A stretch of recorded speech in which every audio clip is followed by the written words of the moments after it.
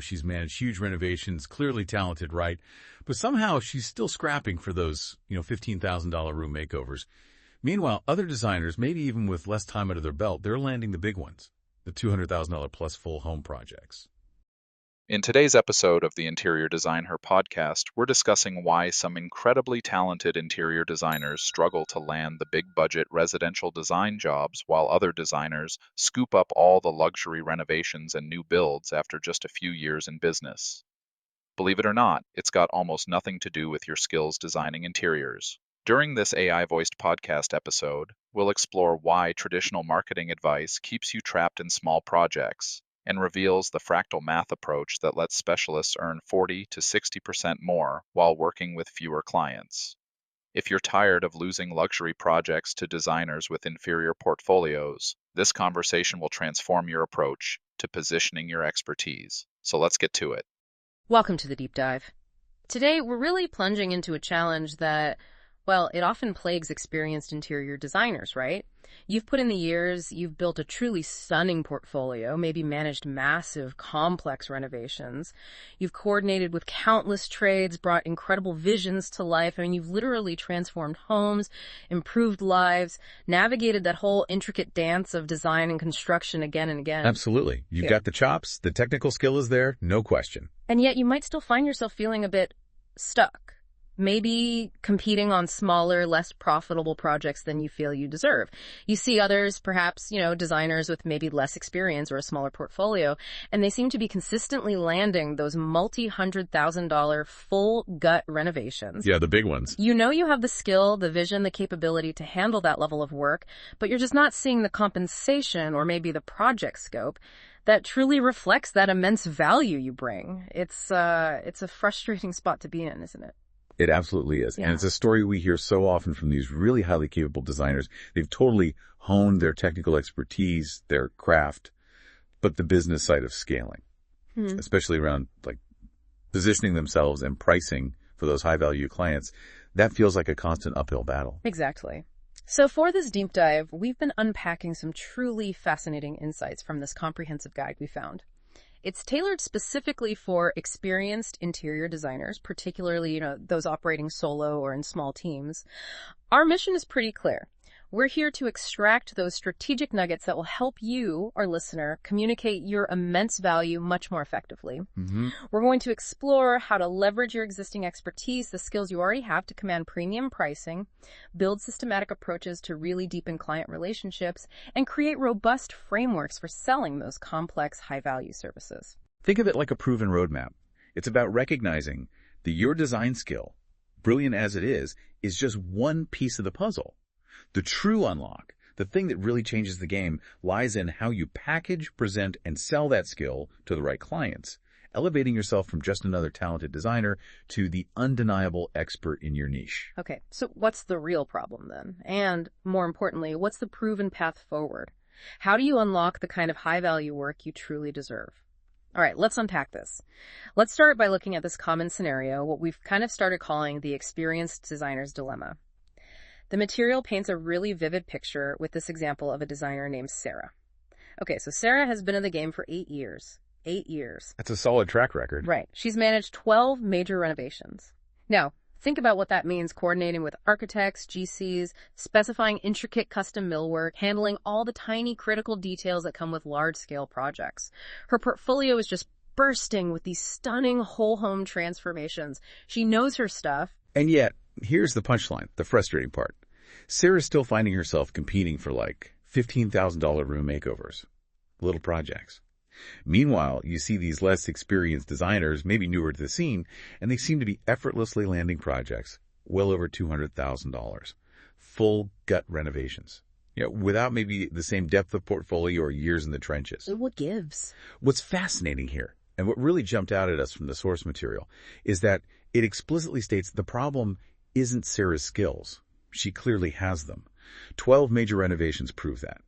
The core issue lies in how she positions and sells those skills.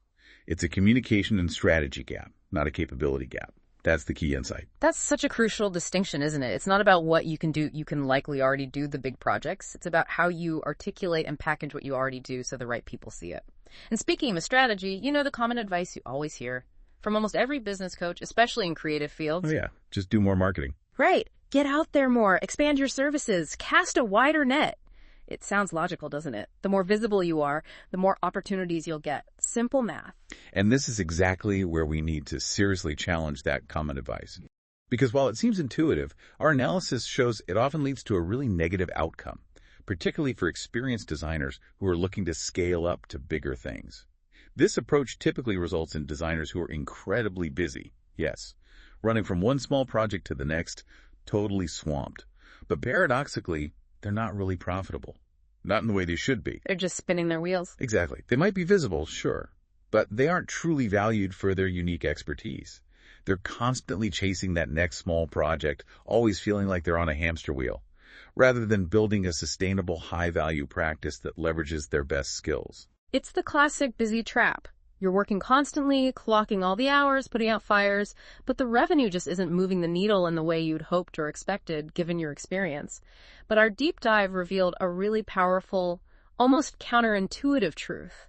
And here's where it gets really interesting for designers listening. Yeah, this is the core shift. The path to higher revenue, the kind that comes from those big, meaty projects, actually comes not from serving more clients, but from serving fewer clients at dramatically higher levels of service and value. Less can absolutely be more. It sounds wrong, but it works. And it's not just a theory, right? This is backed up. No, absolutely. This isn't just some nice idea. It's backed by extensive industry research across all sorts of professional services. Multiple studies consistently indicate that specialists, people who focus narrowly consistently, out-earn generalists by 40-60%, sometimes even more. 40 to 60%, while working fewer hours, often. Exactly. And if we connect this directly to interior design, the most successful high-end design firms, they don't take every project that comes their way. Not even close. They are hyper-focused. They specialize in very specific types of high-value work, maybe historic renovations, or luxury kitchens, or sustainable design for affluent families. And crucially, they become known as the expert, the go-to person or firm in that very particular category. So they're not competing with everyone else. Precisely. This allows them to dictate terms, attract their absolute ideal clients who are actively seeking that specific expertise, and command premium pricing because they are no longer competing on a broad, crowded playing field full of generalists. It really gives you back control over your business and your time. Okay, so that leads us perfectly into this concept we identified as the fractal math of interior design revenue. It sounds complex, but the idea really hammers home this principle of depth over width. Precisely. The traditional approach, the one many designers default to, is to focus on continually acquiring more clients. It's a volume game, right? More projects, even small ones, must equal more money. But the fractal math approach completely flips this on its head. It concentrates instead on getting more value from your existing or ideal clients. It's about cultivating those relationships and offering a clear progression of services that allows clients to invest more deeply with you over time, building on the trust you've already established. Let's illustrate this with some clear numbers because this really makes the distinction stark. Imagine a traditional width approach to growing your design business. In year one, you might have, let's say, 20 clients, and your average project value is maybe $5,000. That brings in $100,000 for the year. Okay, by year three, you've worked hard, grown your client base, maybe doubled it to 40 clients. But if your average project value stays stuck at $5,000, you're only at $200,000. And while that's technically growth, look at the effort involved. It requires constant client acquisition. You're always on the hunt for the next lead, the next small project, which is incredibly draining, especially for solo designers or small teams. This model often forces you to compete on price, too, because you're seen as one of many generalist options. You're essentially trading your limited time for dollars, and there's a very real ceiling to that approach. You burn out. Okay, now let's contrast that with the fractal math depth approach. This is where the magic happens, and you really unlock true scalability and, frankly, more enjoyable work. In year one, maybe instead of 20 clients, you focus on fewer, say 10 ideal clients, but your average project value is higher, maybe $10,000. You still had $100,000 in revenue, same as the other model. But here's where it diverges. By year two, with this depth approach, you might have even fewer clients, maybe only 8. But because you're focusing on higher value services and deeper relationships, your average project value has dramatically increased, let's say, to $25,000. That brings you to $200,000. Same as the width approach, but with less than half the clients. And then, the real kicker, by year 3, you might be down to perhaps just 5 clients for the whole year. Sounds scary, right? But your average project value, because you're doing these comprehensive renovations, is now $100,000. And that brings in a total of $500,000, $500,000 from just 5 projects. What's truly powerful about this principle, and the research supports it, is that it recognizes a fundamental truth. A certain percentage of your clients, often around 10%, are willing and able to invest significantly more, sometimes 10 times more, if you offer the right kind of experience. 10 times? Potentially, yes. It taps into the psychology of high-value clients. Once you've earned their trust, once you've proven you could deliver an exceptional experience on maybe a smaller initial project, they're not just looking for a transaction anymore. They're looking for a trusted partner. Someone who can simplify their complex lives, deliver predictable, high-quality outcomes without hassle. The convenience and peace of mind you provide at that deeper level become incredibly valuable, justifying that next leap in investment.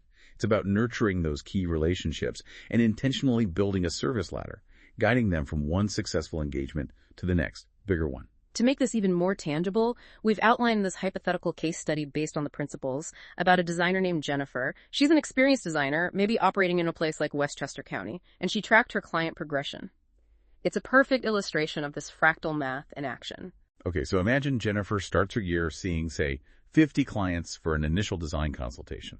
This is her entry point, priced at $2,500 each. It's a way to assess needs, build that initial rapport, see if it's a good fit. Now, if she stopped there, just did those 50 consults, that'd be $125,000 in revenue. Not bad, but it's just the beginning of the potential fractal journey.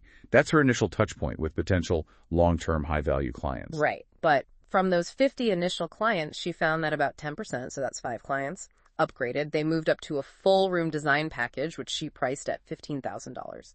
Okay, so that's an additional $75,000 in revenue right there, 5 by $15K, generated from just a small segment of her initial consultations. This shows that first step up the ladder, focusing on deepening the relationship and demonstrating her value beyond just a simple consult. Yeah. She delivered. They wanted more. And then, from those 5-room design clients, a smaller percentage, maybe around 10% again, which works out to about 2 clients in this theoretical scenario, they commissioned a whole floor renovation.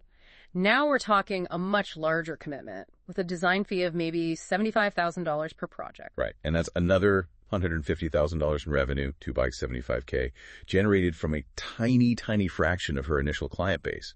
This demonstrates how successful execution at one stage naturally leads to those larger projects. You prove you can deliver, you manage it well, and they trust you with more scope, more budget.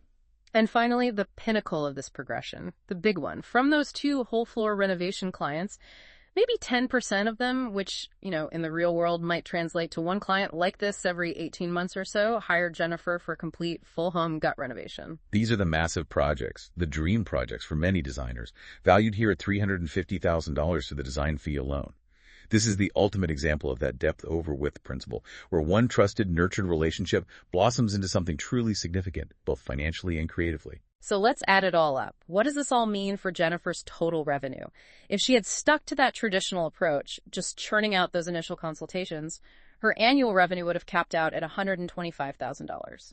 But by applying this fractal math approach, by intentionally creating pathways for those upgrades and deeper engagements, her revenue jumped to a staggering $700,000. Wow. Yeah, that's the initial $125,000 plus the $75,000 from room designs, plus the $150,000 from the whole floor renovations, and then that huge $350,000 from the full home cut. The same initial client base, just served differently. Exactly. The same starting point, but a dramatically different revenue outcome. This shift is absolutely critical for solo and small team designers who want to maximize their time and their hard-earned expertise without constantly feeling like they're drowning in low-value leads and chasing the next small check. Incredible. It truly redefines how you should think about client acquisition and relationship management. It's about serving the right clients and serving them at a much, much higher level. And speaking of higher levels, our deep dive revealed this brilliant framework for understanding and articulating how you unlock premium value. something we started calling the SEXY framework. Right. And it's not just a catchy acronym, though it helps. It stands for the idea that clients, especially high-end clients, pay premium prices for 4 specific value categories: speed, execution, exposure, and intimacy. SEXY. Okay, this framework is a really powerful tool. It helps you articulate and justify premium fees because it moves the conversation beyond simply designing beautiful spaces to providing comprehensive solutions that high-value clients genuinely need and are absolutely willing to pay top dollar for. It essentially turns your services from a nice-to-have into an irreplaceable asset for them. Okay, let's break down each letter, starting with S for speed. Now, when we talk about speed in high-end design, we're not suggesting you rush the creative process or cut corners, right?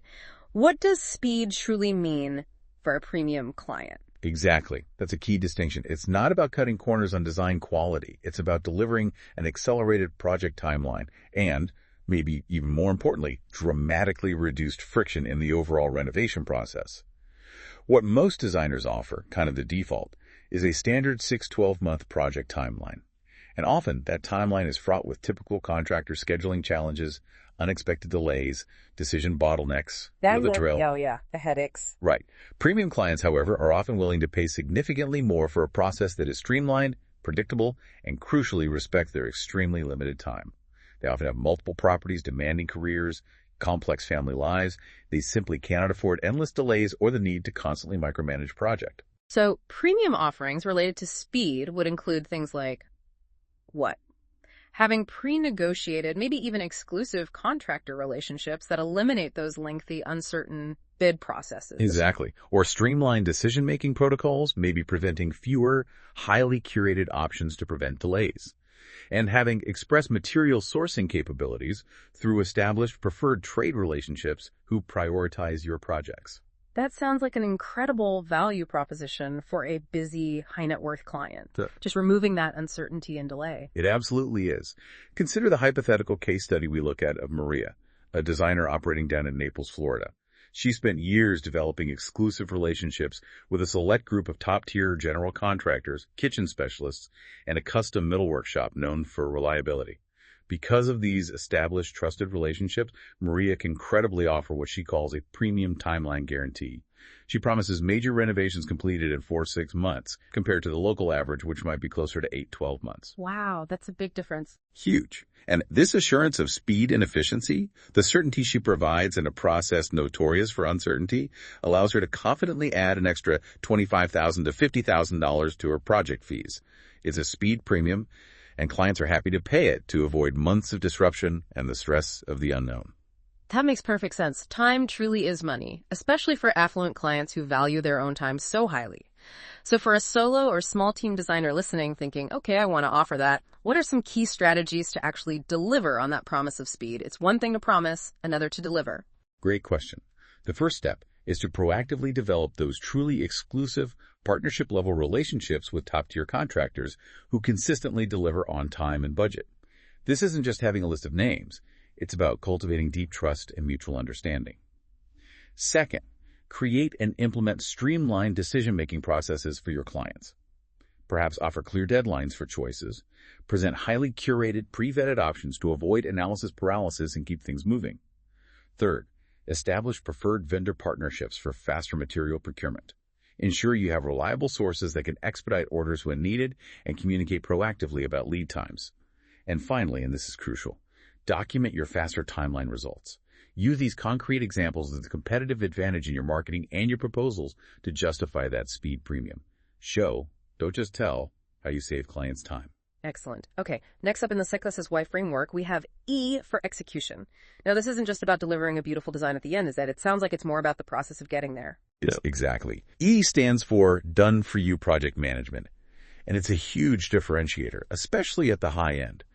Most designers provide their design services, maybe some coordination, but then the client is often left shouldering the burden of day-to-day coordination, acting as the reluctant liaison between the designer, various contractors, and vendors. Which is basically a part-time job they didn't sign up for. Precisely. Premium clients are paying to offload that entire burden. They want complete project oversight from the initial concept right through to the final punch list and completion. They expect meticulous contractor management and rigorous quality control throughout the entire construction process. And maybe most importantly, they expect problem resolution to be handled without their direct involvement unless absolutely necessary. They also really value things like move-in coordination, including arranging cleaners, staging furniture, hanging art so they can literally walk into a finished, fully appointed home without lifting a finger. So it's really about being the client's ultimate advocate and shield, protecting them from all the inevitable headaches and stress that come with any major renovation. Our material offers a compelling theoretical example with David, a designer specializing in historic home renovations in Charleston. Right. David has brilliantly positioned himself as your advocate throughout the entire process. His fee structure explicitly includes a 15% project management fee on top of his standard design fees. And clients willingly pay this, not because they're simply getting oversight, but because they're consciously avoiding the immense stress of managing multiple contractors, navigating complex permits in historic districts, dealing with unforeseen structural issues that always top up, and constantly worrying about timelines and budget adherence. David's core value proposition is peace of mind, delivered through meticulous hands-on execution. He's taking the entire mental load off their shoulders. That's incredibly valuable. So for a designer to truly build this done-for-you execution capability into their service offering, what would they need to put in place? What systems are needed? First, you absolutely need robust systems for contractor communication and oversight. This might involve regular documented site meetings, clear reporting structures, maybe using project management software, and defined roles and responsibilities for everyone involved. Second, create rigorous quality checkpoints throughout all construction phases, not just a final walkthrough. This allows for proactive problem solving before things get buried behind drywall. Third, establish clear, documented protocols for handling problems and changes. How will issues be communicated? What's the approval process for change orders? How quickly will resolutions be implemented? Clarity prevents conflict. And finally, just like with speed, document all your project management activities. This helps you justify those premium fees by transparently showing the immense, often invisible, value you bring in, avoiding costly mistakes, delays, and stress for your clients. It's about showing the comprehensive nature of your service. Okay, moving on to X in SCXY, which stands for exposure. Now, this sounds intriguing. It's about offering something truly unique, something that goes far beyond just the standard trade discounts, right? Absolutely. Most designers offer access to standard trade discounts and showrooms, which, let's be honest, is pretty much table stakes these days. It's expected. But premium clients, the ones paying top dollar, are looking for something more exclusive. They pay for privileged access and unique connections. This could include access to custom mill workshops or fabrication capabilities that aren't readily available to other designers in your area. So truly bespoke elements. Exactly. Or having exclusive vendor relationships with artisans, maybe specialty furniture makers or textile designers who create truly one-of-a-kind pieces just for your clients. Access to the trade-only resources that result in genuinely unique interiors, not just things you can find online. And it also includes having a curated network of top industry connections. Think renowned architects, high-end landscape designers, specialist art consultants that you can bring into a project seamlessly. It's about curating a design experience and ultimately an outcome that is simply unavailable anywhere else. They get something truly bespoke, something their friends don't have. Rebecca, a designer we looked at who operates in the Hamptons, really exemplifies how to leverage this exposure element. How does she do it specifically? Rebecca has meticulously cultivated deep relationships over years with niche European furniture makers, specialist custom hardware manufacturers, and various artisan craftspeople, both locally and abroad. She's built this incredible, almost secret network. This allows her to confidently offer an exclusive design access package. This means she's sourcing unique pieces from vendors and artisans who simply do not work with other local designers, ensuring her clients' homes are genuinely unique, not just beautiful in a generic way. And that justifies higher fees. Absolutely. This unique access is a core part of why she can justify significantly higher design fees. The example mentioned charging $75,000 for projects that might typically command only $35,000 in her market. She's not just designing a space, she's curating an exclusive art collection, a unique material palette, and an overall aesthetic that sets her clients completely apart. They're essentially buying exclusivity and bragging rights, and they're happy to pay for it. That's a really powerful differentiator, and it instantly elevates her brand beyond just good taste.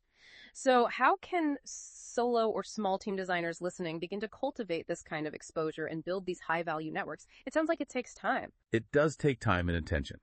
Start by actively cultivating relationships with unique, often lesser-known vendors and artisans whose work genuinely resonates with your aesthetic vision and whose pieces can't be easily found or replicated online or in standard showrooms. Look beyond the usual suspects. Explore developing exclusive partnerships with some of these key suppliers, maybe guaranteeing them a certain volume in exchange for priority access or unique customization options. Second, consciously create and nurture a robust network of complementary service providers. Think bespoke cabinet makers, specialist tile installers, local art galleries, high-end AV integrators, or even landscape designers who align perfectly with your style. Build a dream team you can bring to projects. Finally, and this is key for marketing, consciously position these exclusive connections and access points as a core part of your unique value proposition in your marketing materials, on your website, and during client presentations. Make it crystal clear that your curated network is a direct, tangible benefit the client is paying for and won't get elsewhere. Love that. Okay, and finally, the why in SESEC-XY. Intimacy. Now, this goes beyond the project itself, doesn't it? It suggests a truly lasting, deep relationship. Yes, exactly. Intimacy signifies a highly personalized service approach. Yeah. And, crucially, an ongoing relationship that transcends the completion of a single project. Most designers offer professional, courteous service during the project duration, and once the final invoice is paid and the photos are taken, the relationship often fades or ends completely. Yeah, on to the next one. Right. But premium clients, especially those investing hundreds of thousands or millions in their homes, are often looking for a deeper, more enduring partnership. They value what we call lifestyle integration, design choices that meticulously consider their family dynamics, their daily routines, their future needs, like aging in place, and even things like family legacy when selecting materials or art. They value having an ongoing design relationship that extends far beyond the initial project completion, maybe for seasonal refreshes, help with a vacation home, or advice on acquiring new pieces. They appreciate personal accessibility for future questions or small needs, and they want continuous guidance as their lives evolve. It's about becoming their trusted design confidant for life, their personal design concierge, essentially. Thomas, a designer we looked at in Scottsdale, really nailed this concept with his Design for Life service model. How did that actually work for him in practice? Thomas had this realization that simply completing amazing projects and then moving on was leaving a lot of untapped potential and revenue on the table. So instead, he developed this structured model where he proactively maintains ongoing relationships with his best clients. This includes things like offering annual design reviews of their home, proposing seasonal updates or refreshes, and even providing ongoing services for acquiring new furniture, accessories, or art pieces over time, helping them build out their collection and keep their home feeling current. So it's proactive, not reactive. Exactly. This proactive approach fundamentally shifted his business model. His average client relationship, nurtured over time, now generates something like $150,000 over 5 years, which is vastly more than the maybe $40,000 he typically generated from just one-time projects with the same client. He stopped being just a project vendor. He became a long-term design partner, deeply embedded in their lifestyle and their home's evolution. That's a massive shift in lifetime client value, and it must create incredible stability and predictability for his design practice, reducing the pressure to constantly find new clients. Immense stability. So for designers wanting to build that kind of intimacy, what's the core strategy? How do you make that shift? The primary strategy is to proactively establish things like annual design review retainers or seasonal update services as a standard offering, particularly for your best past clients, not just a vague, call me if you need anything add-on. This formalizes the ongoing relationship and ensures recurring revenue. Second, consciously position yourself as a long-term design partner from the very first meeting. Emphasize that you're there for their evolving needs over years, not just for this one project. This mindset shift for you will translate into how you communicate, how you structure your services, and ultimately how clients perceive your role and value in their lives. You know, it's so easy for experienced designers, even with all these great ideas, to feel like they're hitting a wall when it comes to actually getting known for these high-value projects. We've kind of come to call this invisible barrier she-hands wall. Yeah, it's a good name for it. It's that frustrating point between being relatively unknown or known only for smaller things and being truly well-known and sought after in your specific market for the big high-end work. And too often, designers just bounce right off that wall because they're trying to appeal to absolutely everyone. They're afraid they'll miss out on something if they narrow their focus too much. That's the classic generalist trap right there. When you position yourself broadly as a full-service interior designer who can supposedly serve all clients and all project types equally well, you effectively become part of the background noise. Think about it from the client's perspective. There are dozens, maybe hundreds, of designers in any given market offering similar-sounding services. Potential clients, especially those looking for specific expertise for a complex project, simply can't distinguish your unique expertise from the crowd. And what happens then? You end up competing solely on price, or maybe just availability. Who can start sooner? Who's cheaper? Exactly. Which, as we've discussed, is absolutely not where experienced designers with deep skills want to be playing. You dilute your power, you commoditize your expertise, and you limit your earning potential. So the solution we found, the way to break through Sheehan's wall, is laser-focused specialization. This seems to be the recurring theme. It absolutely is. It's about becoming the designer, not a designer, but the designer for a very specific type of client or a very specific type of project. Okay, so what are the tangible benefits of embracing this kind of sharp focus, especially for a solo designer or a small team where resources are limited? The benefits are really significant, and they compound over time. They truly amplify the expertise you already have. First, and most obviously, you can command higher prices. Why? Because your specialized expertise is rarer and more valuable. You're not just a designer, you're the expert in a specific niche, solving a very specific set of complex problems for a very specific type of client who values that solution. Second, you generate much stronger, more qualified referrals. It's so much easier for past clients or network partners to remember and recommend you when your niche is crystal clear. Instead of vaguely saying, oh, I know a good designer, they can say, oh, you're doing a historic home renovation, have young kids. You absolutely have to talk to Lisa. She's the specialist for that. See the difference? Huge difference. Much more powerful. Third, you naturally develop even deeper skills and efficiencies within your chosen specialty, further solidifying your expertise and allowing you to refine your processes, making you even better and faster at what you do best. And finally, you face significantly less direct competition. Generalist designers simply can't match your depth of knowledge or tailored processes in that specific area, so you're not constantly battling lowball offers. You operate in a less crowded space. And the ultimate evolution of this, according to our deep dive, the most powerful positioning strategy is something called blended specialization. This is where you combine multiple differentiators, not just one, to create what our material calls virtually competition-free niches. This sounds incredibly powerful, almost like finding a secret weapon in the market. It truly is that powerful. It's about creating maximum market differentiation by layering your specialties. So instead of just being, say, the luxury residential designer, you get much more specific by combining layers.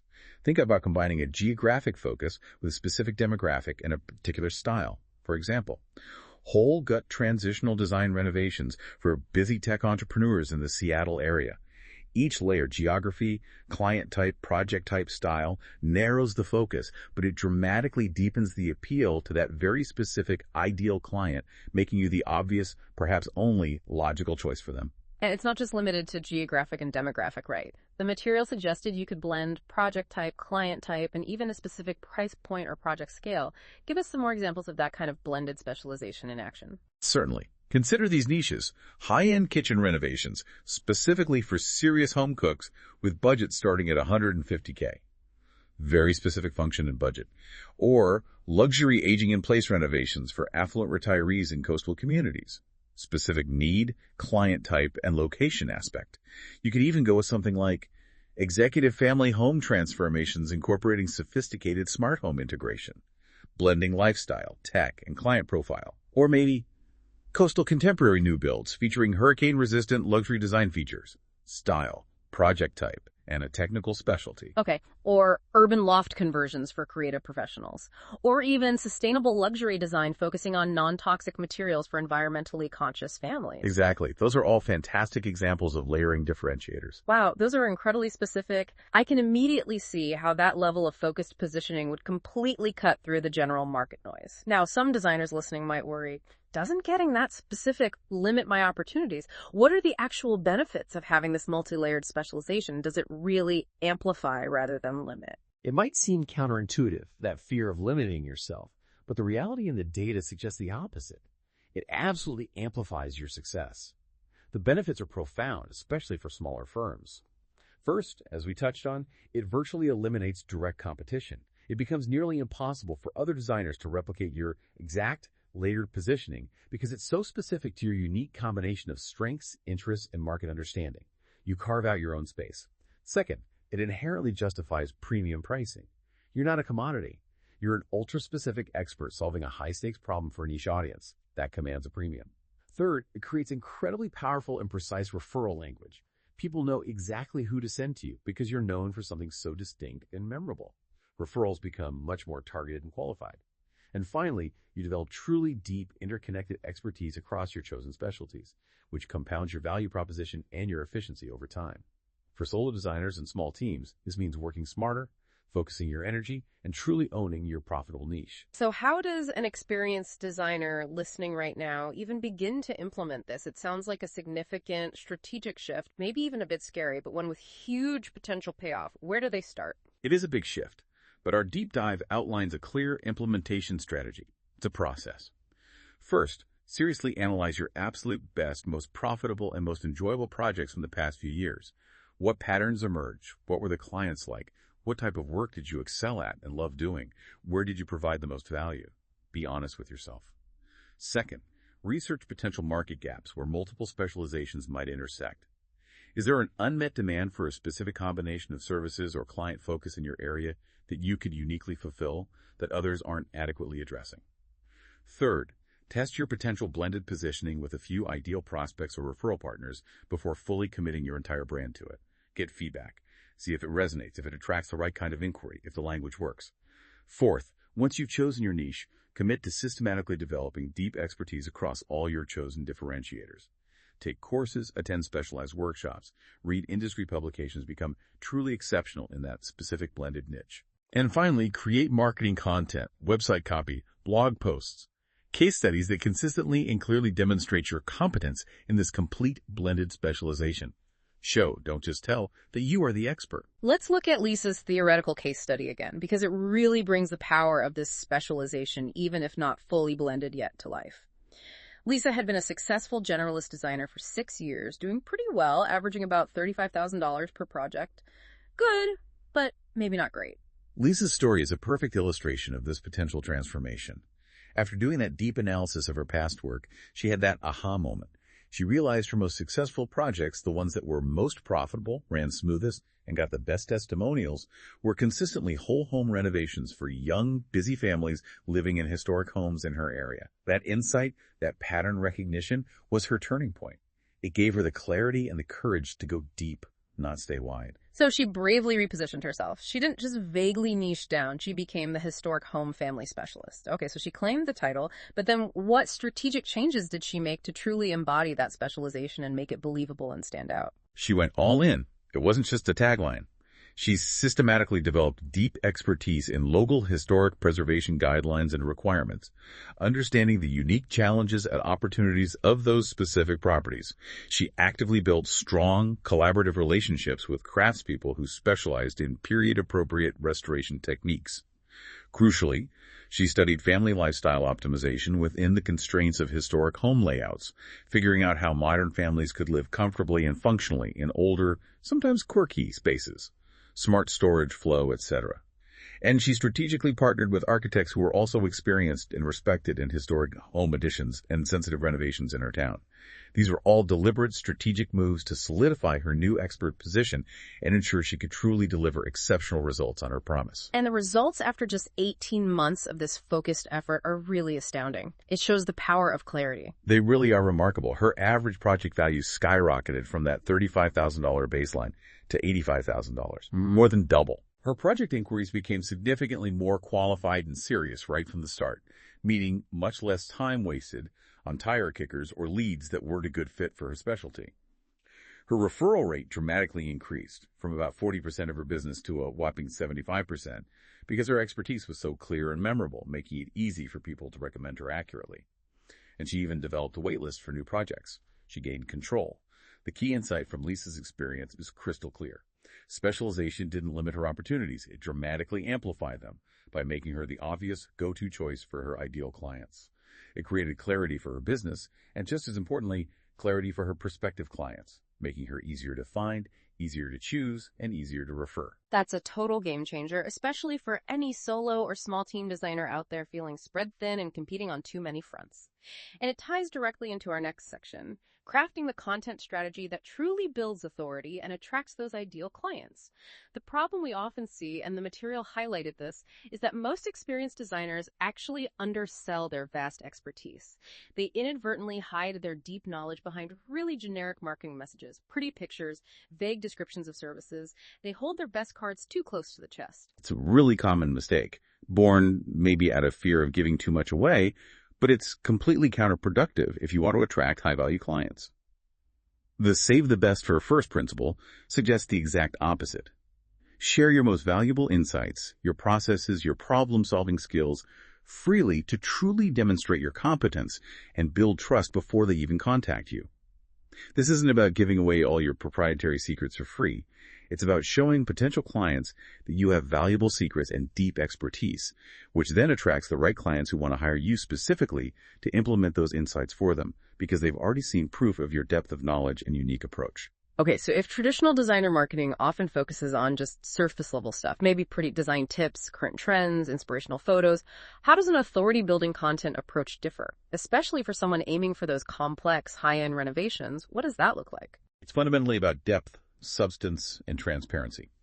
Authority-building content involves publishing detailed project breakdowns, really showcasing specific, complex challenges you overcame on past projects, and the precise, often ingenious solutions you implemented. It's the how, not just the what. It means providing genuinely educational content about complex renovation processes, demystifying what you actually do day to day, and highlighting the true, often hidden value of your project management skills, your technical knowledge, your vendor relationships. And it features compelling case studies that show measurable outcomes in client transformation. How did the project improve their lives, increase their home value, solve their biggest frustrations? It goes way beyond just pretty pictures. It tells the story of value delivered. It's the behind-the-scenes look at what makes a successful, complex renovation actually happen smoothly. Okay, let's get into the specifics then. Our deep dive outlined 3 key content pillars for designers specializing in high-end renovations. The first one is process transparency. What does that entail? Yes. This is huge because most clients, even sophisticated ones, simply do not understand the sheer depth of expertise, coordination, and complexity required for major renovations. They see the pretty after photos, not the messy during. By transparently sharing your detailed process, you educate them, you manage their expectations realistically, and crucially, you underscore the immense value you bring in navigating that complexity. Examples of educational content here could be blog posts or guides like, why your kitchen renovation really takes 4 months, a week-by-week breakdown, or the hidden costs you need to anticipate in historic home renovations, and how we proactively plan for them. You could also detail something like what happens when we discover unexpected structural issues mid-renovation. This showcases your problem-solving capabilities and calm demeanor before the problem even arises for a potential client. You're showing them you've seen it all and you've got it handled. It builds confidence. That makes so much sense. Okay, the second pillar is problem solution documentation. This sounds like sharing your war stories maybe, but with a very strategic twist. You're not just complaining, you're showcasing competence. Exactly.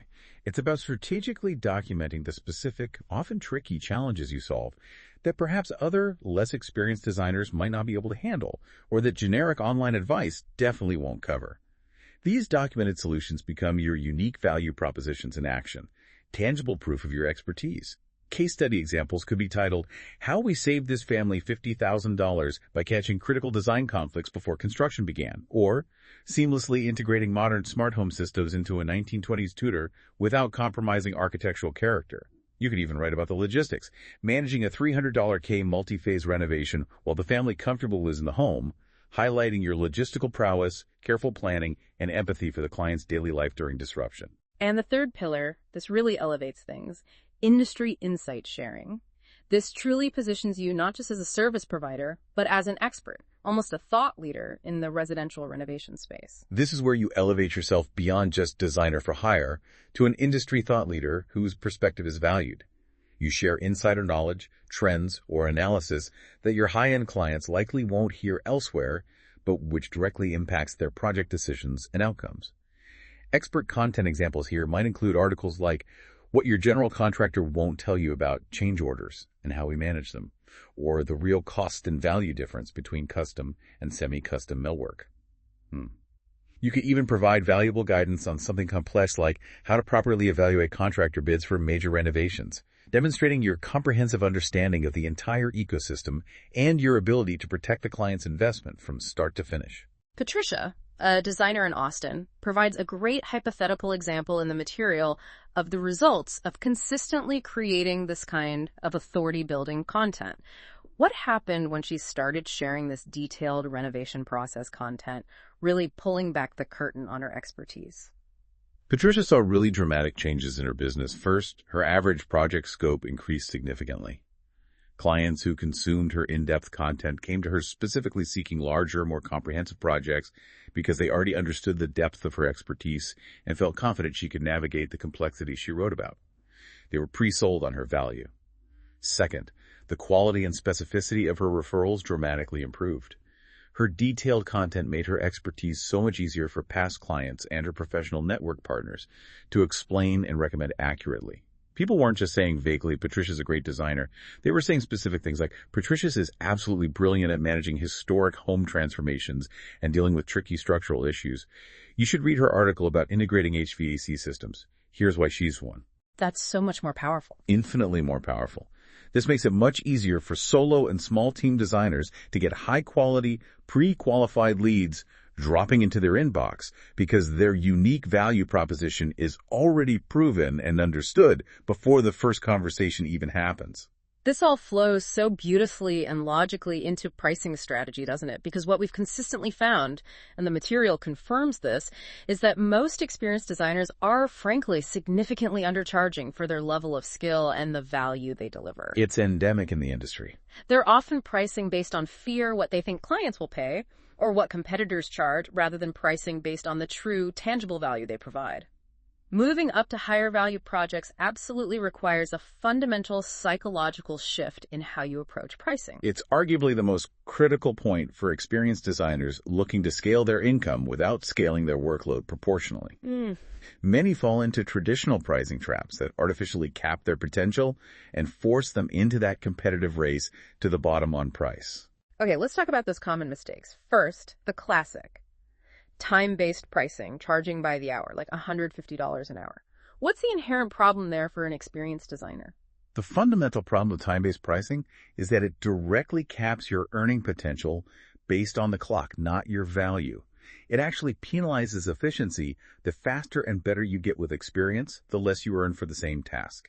It doesn't reflect the immense value you deliver through your years of expertise, your refined processes, your exclusive network, and perhaps most importantly, the costly problems and mistakes you prevent for the client. A highly experienced designer might solve a complex layout problem in an hour that would take a junior designer 5 hours and still not be as good. But under hourly billing, the expert earns less. It completely undervalues accumulated wisdom and skill. That's so true. Okay, mistake number 2.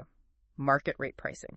This is where you look around and say, well, other designers in my area charge around $25,000 for a kitchen design, so I'll charge $22,000 or $25,000 just to be competitive. This immediately puts you in a position of competing primarily on price rather than on the unique value you bring. It implicitly accepts the premise that you are a commodity, that your services are interchangeable with others. It completely ignores your unique specialization, if you have one, your hard-won skills, your exclusive network access, the exposure, your efficient systems, the execution and speed, all the second-acquired framework elements we just discussed that genuinely justify a premium price point. You're essentially giving away your differentiation for free by just matching the market. Right. And finally, mistake number 3, cost-plus pricing, like adding a standard 30% markup on all furnishings and materials purchased. This is pretty common, too. It is common, but the fundamental flaw here is that it inadvertently incentivizes higher costs for the client, not necessarily better outcomes. Your fee becomes directly tied to the price tag of the item selected, not necessarily the design ingenuity, the project management efficiency, or the transformational value you bring to the table.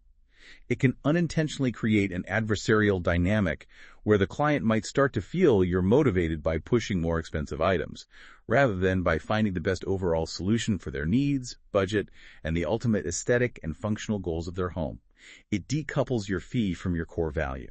Okay, so if those are the pitfalls, what's the solution? The material strongly advocates for value-based pricing, especially for high-end renovations. What does that actually look like in practice for an experienced designer? How do you quantify value? It's a significant psychological shift, moving from focusing on your inputs, time, costs, to focusing relentlessly on the client's tangible outcomes and benefits. There are a few ways to frame it. First, there's outcome-based pricing. Instead of charging hourly for, say, space planning or drafting, you price that phase based on the demonstrable value of optimizing a layout for better family function, maximizing natural light, significantly increasing future resale value, improving accessibility, or achieving specific lifestyle improvements the client deeply desires. You're selling the tangible transformation, the specific solution to their problem, not the hours you spend hunched over drawings. That's a huge difference in perspective, pricing the result, not the activity. What about this idea of risk mitigation pricing? That sounds powerful for renovations. It's incredibly relevant for complex renovations. This is pricing based explicitly on the costly problems you prevent and the deep expertise you bring to avoid expensive mistakes, budget overruns, and frustrating delays. Your fee inherently includes the immense financial value of your experience in navigating complex construction processes, catching potential issues before they become expensive change orders or require rework, and ensuring a smoother, more predictable, less stressful process overall. You are, in effect, providing invaluable insurance against renovation nightmares and expensive redos, a service that high-end clients who value certainty and peace of mind absolutely understand and are willing to pay a premium for. Yeah, paying to avoid disaster. Makes sense. And finally, relationship-based pricing. This really aligns perfectly with the intimacy aspect of the SEC-XY framework we discussed earlier. It completely does. It's intertwined. This is pricing based on the ongoing long-term value of the design relationship you cultivate.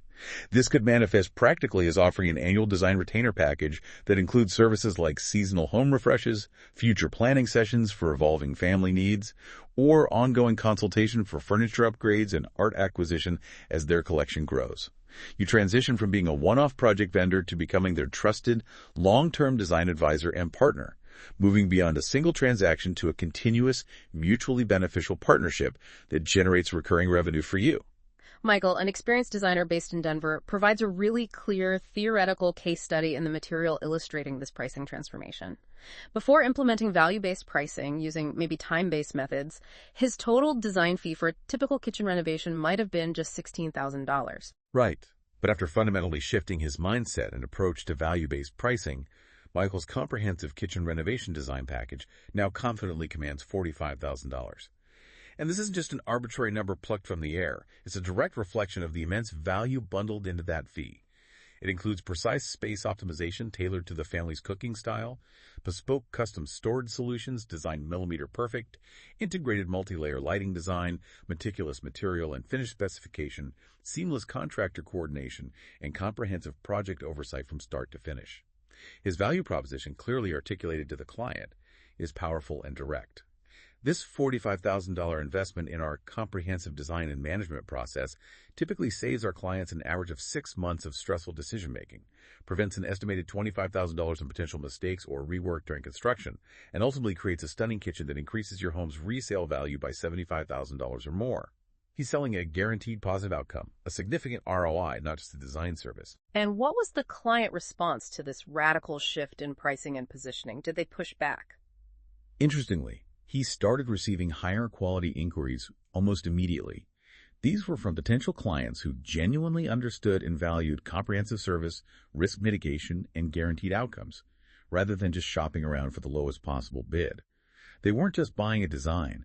They were buying a streamlined, stress-free process, quantifiable savings in the long run, and the guaranteed outcome of a successful value-adding renovation.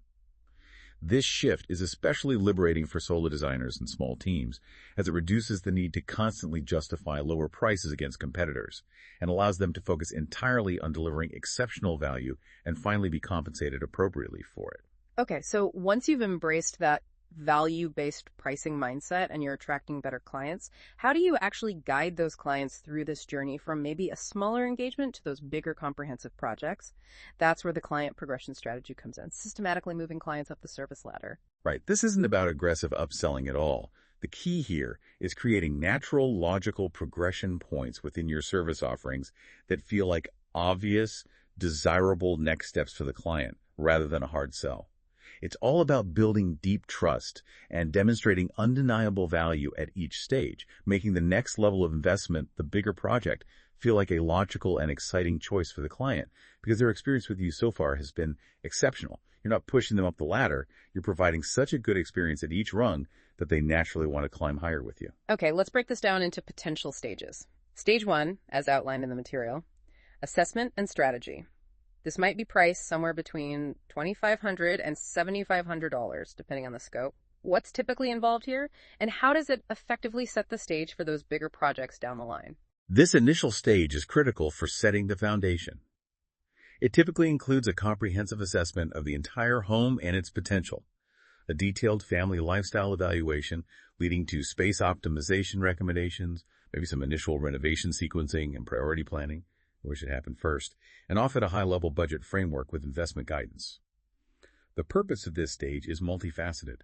First, it firmly establishes your deep expertise and strategic thinking beyond just aesthetics.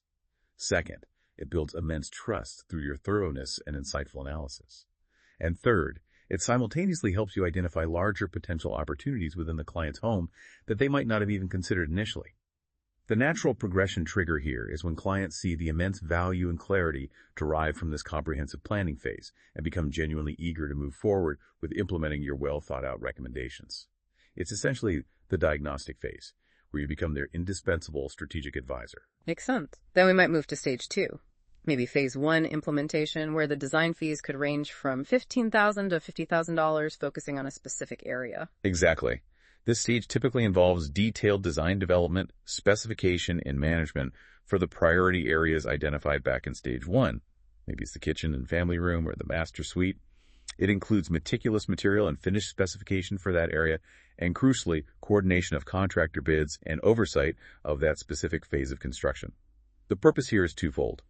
Deliver a fantastic result in that key area and simultaneously demonstrate your impeccable project management capabilities and renovation expertise through successful, tangible execution of a specific defined portion of the larger plan. You're proving your worth in action. The progression trigger is simple. Clients experience the high quality of your work, the seamless process, the lack of stress, and the peace of mind you provide, making them naturally eager and confident to continue with the remaining areas of their home according to the plan you developed together. Success breeds more success. And finally, stage 3, the comprehensive renovation, where design fees can range quite widely, maybe from $75,000 up to $300,000 or even more for very large projects. This is the top of the ladder, the ultimate expression of your expertise and the client's trust. This is the full realization of the vision. This stage encompasses whole home design development and detailed specification, complete end-to-end project management and site oversight, potentially complex custom element design and coordination, like staircases, wine cellars, etc., and often includes that white glove move-in coordination and final styling. The ultimate purpose here is to deliver a truly transformational outcome for the client, one that not only dramatically enhances their living experience, but also generates powerful word-of-mouth referrals and firmly establishes your market reputation as a leader in complex high-end residential design. This is where you deliver the dream, fully realized. Let's make this progression real again by looking at Jennifer's hypothetical example, this time focusing specifically on her journey with one client family, the Thompsons. She expertly guided them through this exact progression, starting small and building immense trust along the way. Right. So in year 1, the Thompson family hired Jennifer for that initial assessment and strategy phase, maybe at a $5,000 fee. Jennifer meticulously evaluated their somewhat dated 1960s colonial home, really focusing on how the family lived and where the layout was causing friction. She identified the disconnected kitchen and family room as the primary priority impacting their daily life. Based on this, she created a detailed 5-year phase renovation plan, complete with realistic budget projections for each phase. This initial step set the stage beautifully, building immense trust and providing much-needed clarity about their long-term vision and investment. Okay, so they had a plan. Then in year 2, based on the success and clarity of that assessment phase, they confidently moved into the kitchen and family room renovation phase, this time with a $45,000 design fee attached. This is where they really got to experience her execution skills firsthand. Exactly. Jennifer managed a complex 4-month renovation, overseeing the removal of a load-bearing wall between the kitchen and family room, which requires significant coordination, and designing clever custom storage solutions specifically tailored to their family's organization needs and lifestyle. The result was dramatically improved family function, a space that felt twice as big, and a clear, measurable increase in their home's market value. Critically, the Thompsons experienced Jennifer's seamless execution, her proactive communication, and her calm problem-solving firsthand. She delivered exactly what she promised in Phase 1, on time and on budget. And because that Phase 1 was such a success, by year 3, the Thompson family wasn't just ready, they were genuinely eager for the full whole home renovation, this time committing to a substantial $125,000 design fee. This is the ultimate payoff of that staged approach. It's exactly right. Building directly on the trust earned and the successful outcome of the kitchen project, the family confidently committed to complete home transformation based on the original 5-year plan. This phase included adding a new master suite addition, updating all the remaining bathrooms, and finishing the basement into usable living space. Jennifer managed this comprehensive 8-month renovation from start to finish. The final result, an $850,000 total investment, construction, fees, furnishings, demonstrably increase their home's value by an estimated $1.2 million, while completely transforming their daily lives. This beautifully illustrates how a systematic, value-driven progression can turn a single initial consultation into a multi-year, multi-$100,000 relationship built on trust and proven results. It's about cultivating the client and providing continuous, escalating value, not just closing one deal and moving on. It's a much more sustainable and rewarding way to build a business. Now, even with all this clearly demonstrated value, all these strategies, many experienced designers still resist charging premium prices because they anticipate client objections. They fear the pushback. It's a huge mental hurdle for many. But understanding how to confidently, calmly, and logically address these objections is absolutely crucial for successfully moving up that service ladder. Confidence is key, and that confidence comes from truly knowing and believing in the immense value you deliver. That's absolutely right. The way you respond to a price objection can either reinforce the client's doubt and make you seem defensive, or it can skillfully reframe the conversation and actually cement your value proposition in their mind. Let's look at some common objections and arm designers listening with stronger value-based responses. Okay, common objection number 1, the classic. Your fee seems high compared to other designers we've spoken to. What's a typical defensive and unhelpful response? Maybe something like, well, you get what you pay for. Yeah, that's defensive, a bit cliche, and it rarely lands well. It doesn't educate the client. A much stronger response, one that reframes the conversation around ROI and risk, would be something like, you're right that our comprehensive design and project management investment is higher than some designers who may offer only basic design services. And here's specifically why. National studies and our own experience show the average major renovation goes 30% over budget and takes 40% longer than initially planned when not managed by an experienced professional acting as the homeowner's advocate. Our comprehensive, systematic approach is specifically designed to prevent these costly overruns and delays. In fact, last year, our average client saved an estimated $45,000 in avoided mistakes, change orders, and rework, and completed their projects roughly 3 months faster than the local average for similar scope. When you factor in the significant financial savings and the immense time value we provide, our clients consistently find they actually invest less overall stress and money while achieving dramatically better, more predictable results. Wow, that completely shifts the focus from your cost to their potential savings and peace of mind. Okay, objection number 2. We love your work, but we just can't afford that much for design services right now. A weak response here might be to immediately back down and say, oh, okay, well, we can try to work within your budget. Again, too passive, and it immediately puts you on the back foot, signaling your fee is negotiable or maybe not justified. A stronger response seeks to understand the context and directly addresses the perceived risk of not hiring you. I completely understand that this represents a significant investment in your home and your family's future. Can I ask, roughly, what is your total anticipated budget for the entire renovation project, including construction and furnishings? Wait for their answer. Let's say they say $200,000. Okay, thank you for sharing that. So our comprehensive design fee represents about 15% of your total planned investment. That means 85% of your significant budget goes directly into the physical transformation of your home, the materials, the labor, the finishes. Our primary role, the reason our clients find our fee invaluable, is ensuring that large 85% portion is invested as wisely, efficiently, and effectively as possible to achieve your goals. The alternative, frankly, is investing that $200,000 without expert guidance, potentially facing costly mistakes, unforeseen issues, or needing to redo elements that weren't planned or executed properly. When you look at it that way, Which scenario actually feels more financially risky to you, making a strategic upfront investment in expert planning and oversight, or risking tens of thousands on costly rework or a disappointing outcome down the line? That brilliantly reframes the fee as essential insurance and strategic investment management, not just an extra expense. Okay, and a classic objection number 3, especially regarding project management fees. Why do we need to pay you for project management when the general contractor should be handling all that? The weak response might just be, oh, well, we provide better oversight. Vague. Very vague. And it doesn't clarify the crucial distinction in roles. A strong response tackles this head-on by explaining the different yet complementary roles. That's a great question, and it highlights an important distinction. Your general contractor is absolutely essential, and they expertly manage their trade scheduling, their crew, and the ordering of construction materials. Our role as your designer and advocate is to manage your overall vision, your detailed budget, and your ultimate satisfaction throughout the entire complex process, ensuring the final outcome aligns perfectly with the design intent and your lifestyle goals.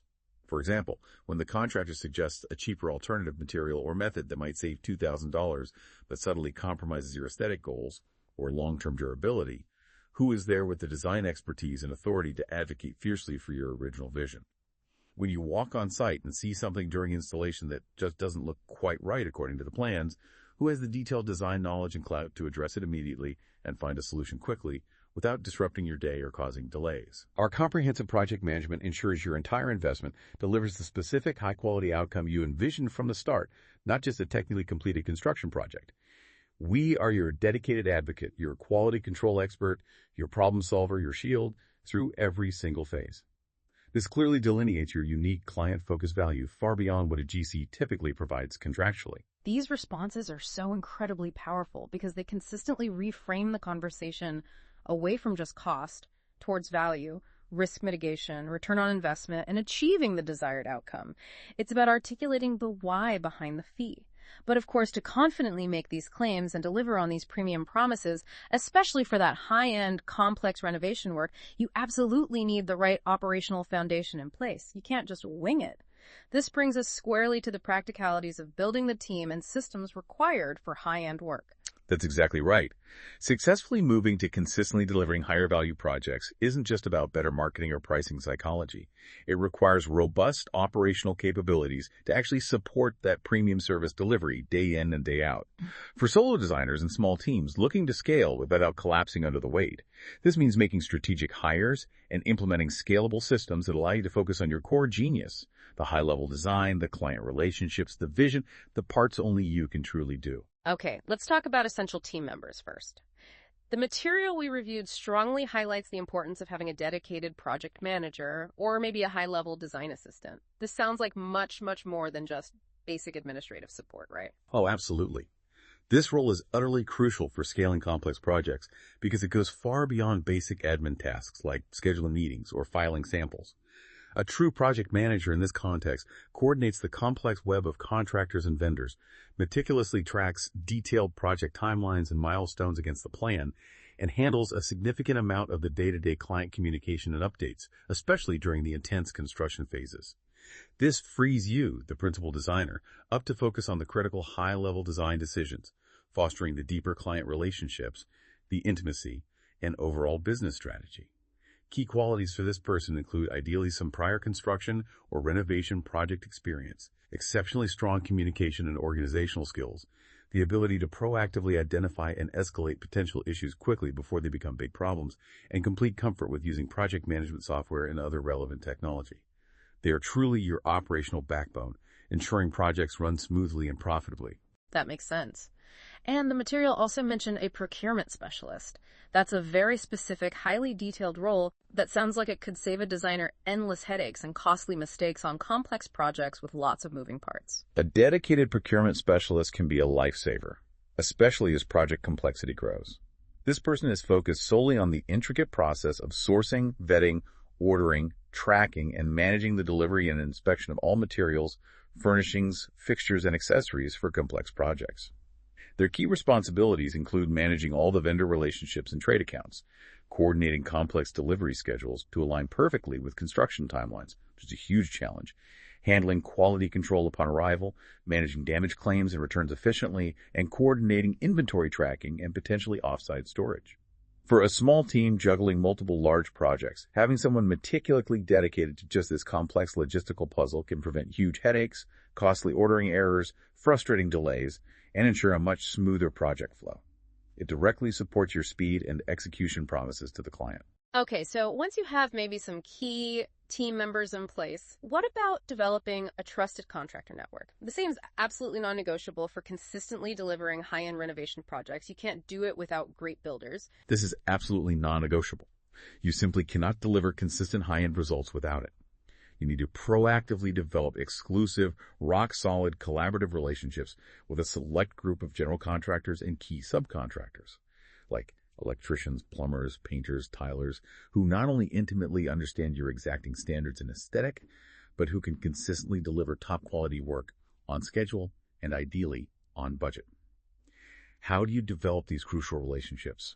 Start by working with potential partners on smaller projects, first to thoroughly evaluate their quality, their communication style, and their reliability under pressure.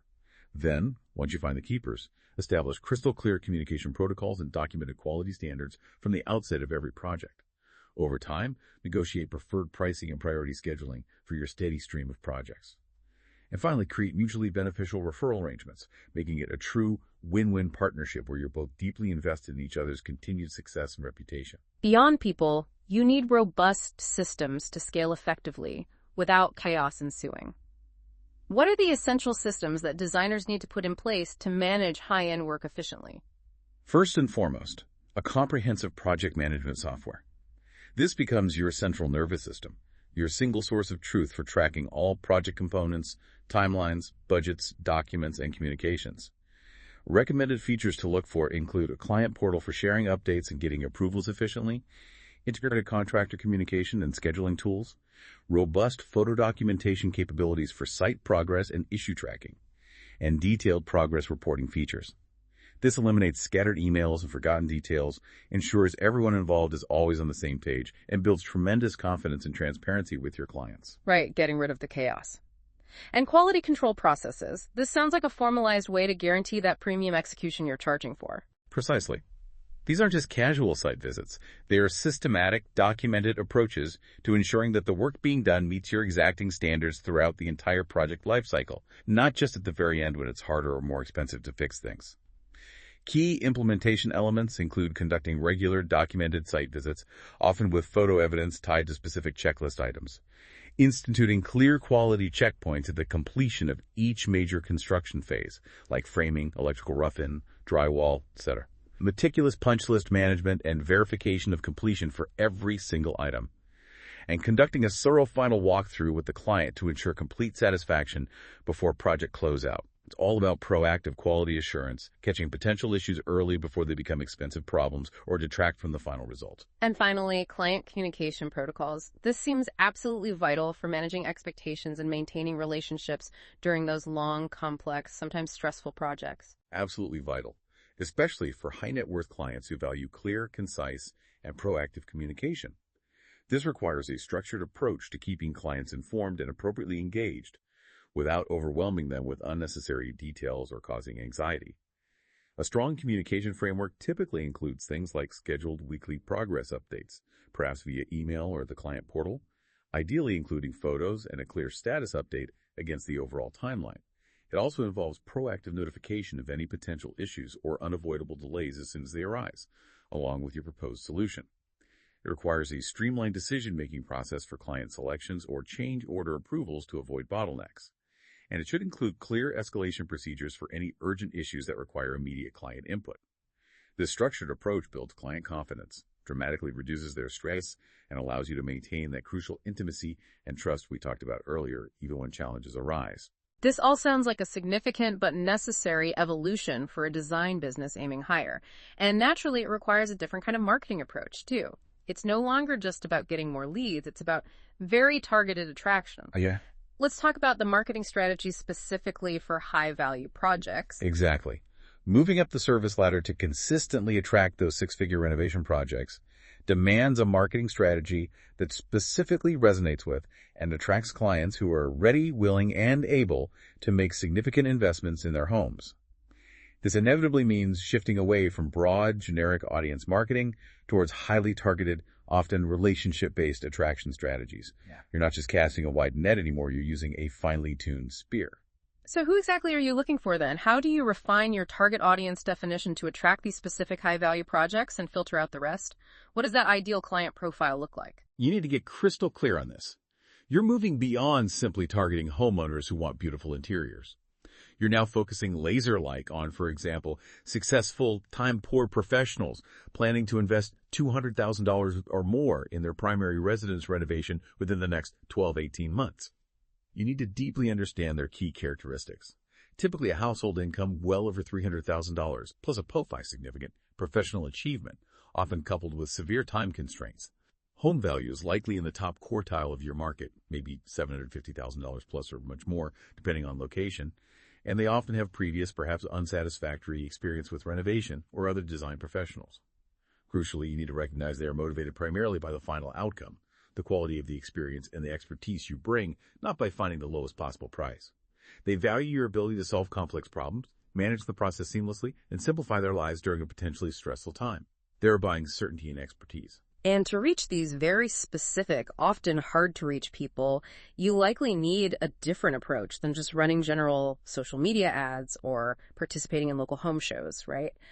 How do you effectively develop a referral network that truly fuels these high-value projects? You have to become much more strategic and intentional about building deep, mutually beneficial relationships with other professionals who already serve your ideal high-net-worth target audience. These people become your key strategic allies, your referral partners. Think about cultivating relationships with top luxury real estate agents who deal in high-end properties and understand the renovation potential. Build connections with architects who specialize in designing the kind of high-end renovations you want to implement. Network with financial advisors and wealth managers who work closely with affluent clients and are often asked for recommendations, and connect with other trusted luxury home service providers, maybe high-end landscapers, custom pool builders, or even luxury property managers. These carefully cultivated reciprocal relationships can become your most powerful, reliable, and often most qualified lead generation engine over time. Makes sense. And the authority-building content marketing, which we already touched on quite a bit, becomes even more critical here, doesn't it? It's not just for general education anymore, but specifically for attracting and pre-qualifying these ideal clients. It's absolutely paramount for attracting this audience. Your content must clearly and consistently demonstrate your deep expertise in navigating complex, high-value renovations. This strategy involves creating those detailed case studies of challenging projects you successfully completed, showcasing the problems, your solutions, and the stunning results.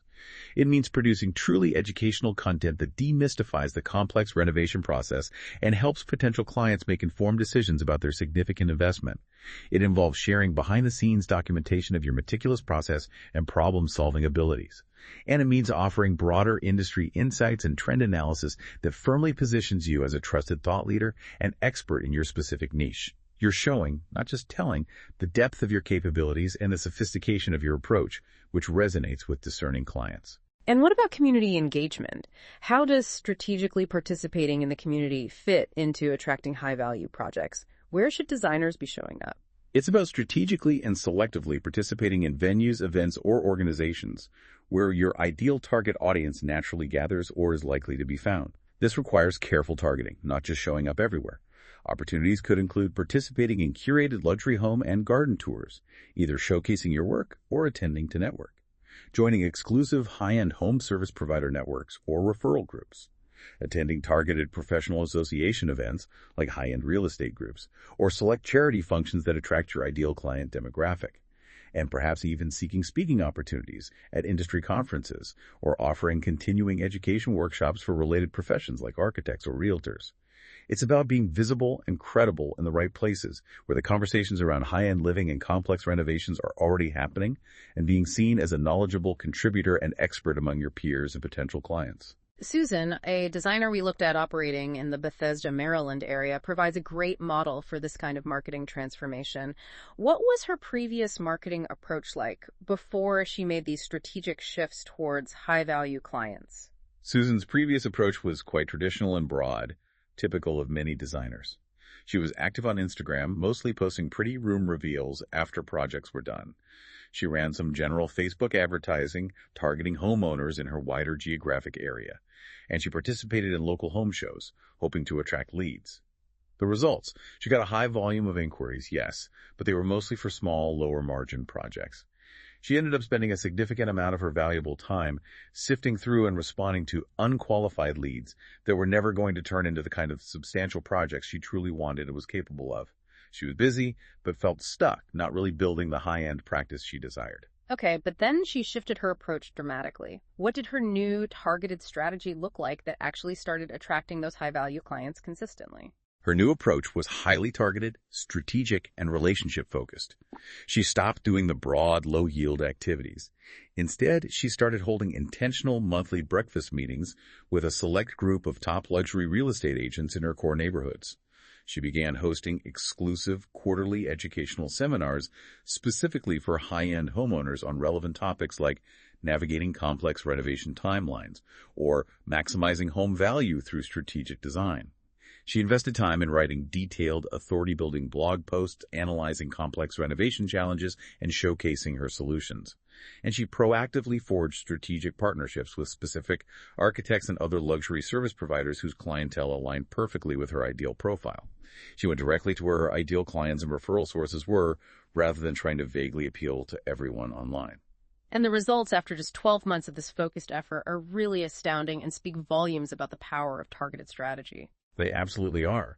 Her overall inquiry volume actually decreased by a significant 60%, which might initially sound scary to some designers. But here's the crucial part. Her average project value simultaneously increased by a staggering 200%. 200%. Yes. Her referral rate jumped to 80% of her new business, indicating the immense power of her refined network and the clarity of her specialized positioning. The time she spent qualifying new projects decreased significantly because leads coming in were already highly qualified, often pre-sold on her expertise by her content or referral partners. And perhaps most importantly, her client satisfaction scores and the quality of her testimonials improved dramatically because she was consistently working with fewer, better clients on projects that truly leveraged her best skills. She was working less overall, but earning significantly more, doing more fulfilling work, and building a truly premium brand. That's the dream scenario for most solo and small team designers. That's truly incredible, real testament to focus. But making this kind of significant shift, strategically specializing, building a team, investing in robust systems, completely changing your marketing approach. It obviously requires careful financial planning to support that transition period. This is a vital, practical consideration, and it brings us to this section on financial planning for the service transition. It's absolutely crucial to address this upfront. Designers need to understand that the transition from relying on smaller, maybe faster-paying projects to consistently securing larger, longer timeline renovation work often creates temporary, sometimes significant revenue gaps or fluctuations. You're investing considerable time, energy, and often money into building new high-level relationships, developing new internal systems and processes, maybe hiring staff, and establishing credibility for this higher-value work. And that substantial investment doesn't always translate into immediate increased cash flow. It's truly an investment in the future trajectory and profitability of your business, and you need to plan for it financially. So what's the recommended transition strategy for managing this revenue bridge planning? How do designers navigate that potential initial dip in cash flow while they're building momentum? Our deep dive identified a few key practical strategies. First, consider strategically maintaining some smaller, profitable projects during the initial transition period, maybe the first 6-12 months, specifically to ensure a baseline level of consistent cash flow. Don't necessarily cut off all smaller work immediately if it helps bridge the gap. Second, and this is critical, build robust financial reserves before you make the leap. Ideally, aim for having 6 to 12 months of business operating expenses saved up in reserve. This provides a crucial safety net and reduces stress during the transition period when cash flow might be less predictable. Third, invest gradually and strategically in your team and systems. Don't feel you need to hire 3 people and buy all the software on day one. Scale your investments incrementally as you start gaining traction and securing those larger projects. Phase your investments. And finally, meticulously track your key financial and operational metrics throughout the transition. Measure your progress towards securing higher value work so you can make informed decisions and course correct along the way based on real data, not just hope. Okay, that makes sense. Be deliberate. And what are the key investment priorities during this transition, especially in the first few years? Where should designers strategically focus their limited financial resources for the biggest impact? The material outlines a logical progression. In year one, the focus should be on foundation building, typically requiring an estimated investment of $15,000 to $25,000, depending on your starting point. This initial investment should prioritize getting absolutely stunning professional photography of your very best past renovation projects. This is crucial marketing collateral, investing in robust project management software and developing streamlined internal systems to handle more complexity, creating new marketing materials, website updates, brochures that clearly articulate your positioning for premium work, investing in targeted professional development like high-level industry conferences or mastermind groups, and actively spending time and resources developing that enhanced, exclusive contractor network, laying the groundwork. Okay, foundation in year one, then year two. What's the focus once that initial foundation is solidly laid? Year two is typically about growth acceleration, with a recommended investment perhaps in the range of $25,000 to $50,000. This might involve bringing on your first key team member, perhaps a highly capable part-time project manager, to start offloading some of that day-to-day execution burden. It also involves further strengthening and formalizing your exclusive contractor relationships for even more seamless project delivery, and significantly expanding your targeted marketing and authority-building content creation efforts to solidify your niche positioning and attract a steadier stream of high-value inquiries, building momentum. And then year three, aiming for that true premium positioning, that final push to solidify your place at the top tier of your market. What investments are typical then? This is where you might invest more substantially, perhaps $35,000 to $75,000 or more, depending on your goals and progress. This could involve adding full-time team members, like that procurement specialist, or making the PM full-time, to truly scale your operational capacity. Maybe investing in a premium physical office space, or a beautifully designed client presentation studio to enhance your brand perception and provide an elevated client experience. Pursuing more advanced marketing and authority-building initiatives, like professionally produced video case studies or seeking high-profile speaking engagements, and actively pursuing industry leadership roles or board positions to further cement your expert status. These investments are designed to propel you firmly into the top tier of your specialized market and sustain that position. Okay, so those are significant investments over 3 years. What about the potential return on that investment? What are the realistic ROI expectations for a designer who successfully makes this transition? The insights from our deep dive, based on observing designers who've made this shift, provide conservative, yet extremely compelling projections for experienced designers who truly commit to implementing this entire strategy. In year one, expect a solid 15-25% increase in your average project value as you start repositioning and refining your client intake. By year two, as your systems and reputation build, expect a significant 50-75% increase in average project value. And by year three, as you fully embody your premium positioning, expect a substantial 150% increase in your average project value compared to your starting point. Wow, doubling or more. Potentially, yes. These numbers are substantial, and they vividly illustrate the powerful compounding effect of making these strategic changes. You're effectively turning your existing hard-earned expertise into a much higher-earning, more leveraged asset in the marketplace. Robert, a designer we looked at based in San Francisco, provides a really compelling illustrative example in the material of this exact financial transition playing out over 3 years. He started out doing well, with an average project value of $25,000, bringing in about $350,000 annually from roughly 14 projects.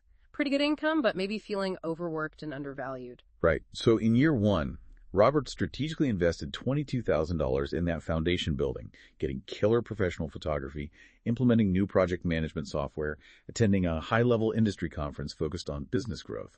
By the end of that first year, his average project value had already increased to $35,000.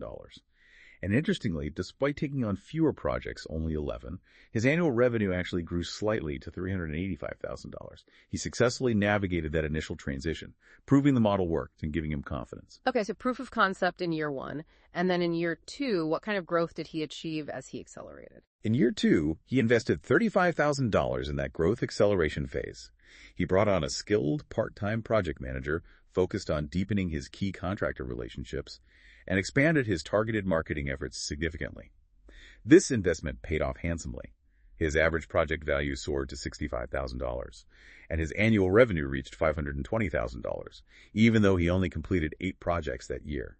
He was clearly working less overall, but earning significantly more per project, and probably enjoying the more substantial work much more too. Definitely working smarter, not harder. And then by year 3, that final push, the truly transformational phase for his business. Exactly. In year 3, Robert invested $60,000 in achieving that premium positioning. He added more full-time team support and really focused on building his reputation through industry leadership activities and showcasing his best work. The result? His average project value hit an impressive $125,000, and his annual revenue climbed to $750,000, achieved from managing just 6 high-value projects that year. 6 projects for $750K. Precisely. The net ROI over those 3 years was truly staggering. A $400,000 increase in his annual revenue, achieved with a total strategic investment of $127,000 spread over 3 years. This powerfully demonstrates the tremendous financial leverage that can be gained by strategically specializing, adopting value-based positioning, implementing systems, and truly leveraging your existing, hard-earned expertise in the right way. That's a truly inspiring transformation, and it clearly shows what's possible with focus and strategic investment. But as with any significant business evolution, it's not a set-it-and-forget-it's process, is it? It requires ongoing vigilance and adaptation. Which brings us to our final section, measuring success and continuous improvement. Exactly right. This entire journey moving upmarket, refining your niche, building a team, requires systematic measurement and a commitment to continuous refinement of your approach. You simply can't improve what you don't measure accurately, and you can't truly sustain growth or profitability at this higher level if you're not constantly learning, adapting, and optimizing based on real-world feedback and data. So what are the specific key performance indicators or KPIs that designers making this transition should be tracking diligently to know if they're truly moving up that service ladder successfully and sustainably? We can break them down into a few key categories. First, and maybe most obviously, are the revenue metrics. You absolutely need to track your average project value. This is arguably your primary indicator of progress in moving up market. Monitor your overall annual revenue growth and, importantly, its stability and predictability. Track revenue contributions per project type or client segment to see where your specialization is paying off most. And keep a close eye on your overall profit margin improvement over time. Are you becoming more profitable, not just busier? These tell you if your financial strategy and pricing are working effectively. Okay, revenue is key. What about client quality metrics? This seems crucial for knowing if you're attracting the right kind of clients for your premium model, not just any client who walks in the door. This is absolutely crucial for evaluating whether your positioning and marketing are attracting the ideal clients you've defined. Track the average client decision timeline faster.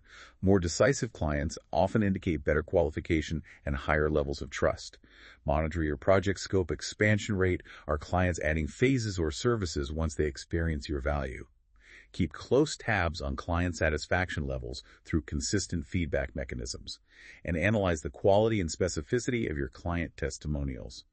Glowing, detailed testimonials focusing on outcomes and experience are often a clear sign you're serving your ideal clients exceptionally well and delivering truly transformational results they value. And what about operational efficiency metrics? Because smoothly delivering on those premium service promises the speed and execution requires finely tuned operations behind the scenes.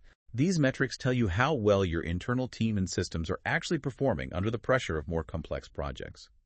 Look closely at your project completion timeline consistency. Are you consistently delivering on your speed promise and meeting projected timelines? Track your budget accuracy and the frequency and reasons for change orders. Are you delivering on execution and effectively mitigating financial risk for the client? And internally, monitor your team utilization rates and overall productivity, and continuously evaluate the effectiveness of your project management systems and communication protocols. Are you streamlining your processes as much as possible to maintain profitability and service quality? Makes sense. And finally, market position metrics. This tells you if your efforts to specialize and build authority are actually working. Are you truly becoming recognized as the expert in your chosen niche? These indicators track your standing and reputation within your specialized market segment. Track things like your brand recognition and overall market awareness. Are the right people hearing about you? Look at the number and quality of industry leadership opportunities or invitations you receive, like speaking gigs, panel invitations, press inquiries. Monitor any media coverage or professional awards and recognition you achieve, and regularly conduct competitor analysis specifically within your niche to understand your ongoing differentiation strength. Are you consistently perceived as the leading expert, the obvious choice in your defined area? And this all feeds logically into creating a structured, continuous improvement process. How do designers keep this positive momentum going year after year and ensure they don't eventually stagnate at their new level? It requires building in regular rhythms for reflection and adjustment. Implement structured quarterly business reviews. During these dedicated sessions, rigorously analyze your performance against your goals and maybe industry benchmarks. Deeply review all client feedback received during the quarter to identify specific opportunities for service improvement. Honestly, assess your team's performance and identify any training or development needs. And critically, use this analysis to update and refine your pricing structures and service offerings based on market response, profitability data, and your evolving expertise. It's a dynamic, iterative process, not a static plan. And what about looking further out, maybe annual strategic planning? That bigger picture thinking seems essential too. Absolutely. This is your dedicated time for true, big-picture, long-term strategic thinking. Annually, take a step back to evaluate your overall market position and the competitive landscape within your niche, what's changing. Set clear, ambitious, yet achievable goals for the next 1-3 years' growth and development. Plan your strategic investments in your team, systems, marketing initiatives, and maybe even new service offerings based on those goals. And use this time to continuously refine your target audience definition and service positioning based on everything you've learned over the past year and where you see the market moving. Stay ahead of the curve. And of course, those client feedback systems we touched on. This isn't just about collecting nice testimonials for your website, is it? It's a core part of this continuous growth loop. Exactly. It needs to be systematic and integrated, not just an afterthought. Beyond simply asking for a testimonial at the end of a project, make it a standard part of your process. Implement robust post-project surveys designed to gather specific, actionable feedback on every aspect of the client experience. Develop a thorough testimonial collection process that captures detailed stories of transformation. And crucially, make it a habit to gather feedback from your key referral sources as well as your architects, realtors, past clients. This is invaluable for assessing the quality of those relationships and ensuring they truly understand your evolving specialization so they can continue sending you even more highly qualified, ideal leads in the future. Wow, what an incredibly comprehensive deep dive. We've covered a massive amount of ground today, and the core message that emerges seems truly transformative for experienced designers who feel stuck or undervalued. It's really about strategically leveraging the brilliance you already possess. Indeed. That's the key takeaway. The transition from juggling smaller design projects to consistently securing those rewarding, high-value renovation contracts. It isn't fundamentally about needing to change what you do as a talented designer in terms of your core artistic talent or your technical construction knowledge. You likely already have those skills in spades. It's almost entirely about repositioning how you package, communicate, price, and sell what you already do incredibly well. You already have the skills and the hard-won experience. Now it's about framing them correctly. Absolutely. And just to quickly recap those core insights for everyone listening, the things you really need to take away. First, targeted specialization absolutely beats trying to be a generalist when it comes to commanding premium prices, attracting ideal clients, and standing out in a crowded, noisy market. Focus is power. Second, focusing on achieving depth with fewer, better clients generates dramatically more revenue, profit, and long-term stability than simply chasing breadth with many clients. Remember that fractal math concept, it really works.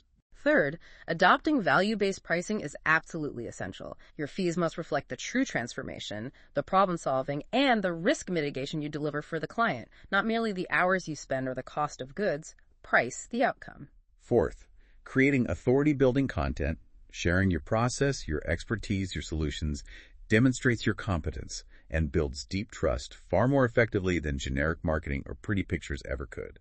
It shows clients why you're worth the premium. And fifth, designing a systematic client progression strategy creates natural, logical opportunities for those larger, more profitable projects to emerge from smaller initial engagements, turning single transactions into fruitful, high-value, long-term relationships. Nurture your best clients. So, for your next steps, if you're listening to this and nodding along, we strongly encourage you to take action. Start by really defining or refining your specialization based on your best past work, your passions, and where you see a genuine market opportunity. What truly lights you up, and where is the unmet demand for that unique expertise only you possess? Get specific. Then, start documenting that expertise. Pull together detailed case studies of your best projects. Start writing educational content about your process, the challenges you solve. Pull back the curtain and confidently show the world and your ideal clients what you're truly capable of. Next, take a hard look at your services and pricing. Develop those compelling premium service packages that truly reflect the full value and transformation you provide, incorporating elements of speed, execution, exposure, and intimacy. Don't undervalue yourself. And crucially, begin strategically building the right team members and implementing those robust systems needed to reliably and profitably deliver those high-quality, complex projects time after time. You can't truly scale your impact or income without that strong operational foundation supporting you. Finally, commit to measuring your progress and refining your approach consistently. Track those KPIs. Gather feedback relentlessly. Let your results and your client insights guide your continuous improvement, making every step forward more efficient, more focused, and ultimately more profitable and fulfilling. The opportunity truly exists right now, perhaps more than ever. Experienced designers like you, designers listening today with proven capabilities and likely a stunning portfolio already under your belt, can absolutely command premium pricing and attract incredible projects in today's market. It's all about positioning yourself strategically, communicating your value clearly and confidently, and demonstrating your expertise consistently. The fundamental question isn't whether you possess the skills to deliver truly high-value, complex renovation work. If you're an experienced designer listening to this deep dive, you very likely already do. You've earned that expertise through years of hard work, learning, and navigating challenges in the trenches. The real question is whether you'll make the strategic decision to position yourself, price yourself, and market yourself in a way that ensures you are compensated appropriately for those incredible skills and the immense value you consistently bring to your clients' lives and homes.